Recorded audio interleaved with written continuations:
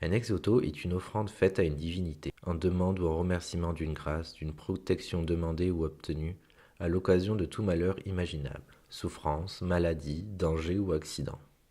Ces objets peuvent prendre de multiples formes, plaques, statuettes et sculptures, ou bien de tableaux. Il se dit d'un ex-voto, par dénigrement, d'un mauvais tableau dont le sujet est pieux. Ils ont une facture naïve, mais sont dotés d'une grande expressivité.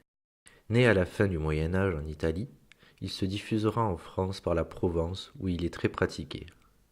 On en retrouve en Suisse, en Allemagne et dans le monde ibérique jusqu'au Mexique. Œuvre populaire, jusqu'au XIXe siècle, il y avait des peintres spécialisés dans les ex-voto.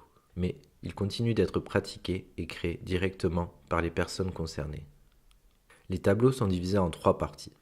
L'espace terrestre, où sont représentés les donateurs et la situation pour laquelle ils ont demandé protection ou grâce, puis l'espace céleste, délimité par les nuages où figurent les divinités et protecteurs à qui s'adresse l'ex-voto, et enfin, une troisième partie, cette fois-ci écrite et qui précise la finalité de l'œuvre.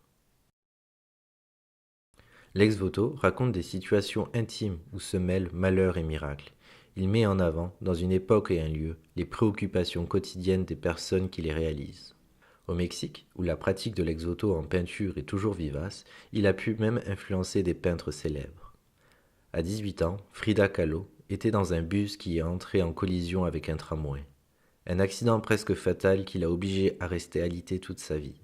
Elle a collectionné des ex-voto et en a spécifiquement recherché qui montraient des accidents de la route et en a même modifié un qui ressemble à son propre accident. On peut voir dans la représentation de ses malheurs personnels à travers son œuvre une influence des ex-voto mexicains. Hervé Di Rosa, peintre sétois et défendeur de l'art modeste, a, pendant sa traversée du monde, réalisé des ex-voto lors de son passage au Mexique. Et il dira que les ex-voto ont atteint son cœur.